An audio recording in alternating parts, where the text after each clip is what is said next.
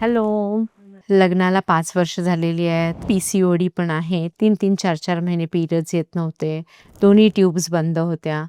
म्हणून laparoscopic tubal कॅन्युलेशन केलं आणि त्याच्यानंतर ओव्ह्युलेशन इंडक्शन केलं आणि कन्सीव्ह पण झालीस. पण आता ट्रिपलेट आहेत आणि तुला माहिती पाहिजे रिडक्शन कसं करायचं. म्हणजे फिटल रिडक्शन आहे म्हणजे आता 3-3 बाळं आहेत.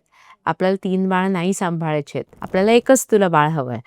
मग आपल्याला 12व्या आठवड्यात आपण फिटल मेडिसिनच्या डॉक्टरांना तुला सोनोग्राफी करायला सांगतो. तुझी सोनोग्राफी केल्यावर जर सगळी बाळं छान असतील, बाकीच्या बाळांना धक्का न लागता जे सर्वात जवळ बाळ आहे त्या बाळाच्या हार्टमध्ये आपण औषध घालतो आणि त्या हार्टबीट स्टॉप करतो. आपल्याला काहीही दुखत नाही, थोडासा डिस्कम्फर्ट होतो कारण आपण हे लोकल ॲनेस्थेशिया देऊन करतो. जागेवरच भूल देतो आणि त्यामुळे आपल्याला त्रास होत नाही, फक्त डिस्कम्फर्ट असतो. बरं रिस्क म्हटलं तर थोडी ब्लिडिंग किंवा इन्फेक्शनची रिस्क असते, पण फार कमी. म्हणजे 4% कमी लोकांमध्ये. मिसकॅरेजचा पण धोका 4 कमी लोकांमध्ये. जवळजवळ 90% प्रेग्नन्सी पूर्ण 9 महिन्याच्या होऊ शकतात.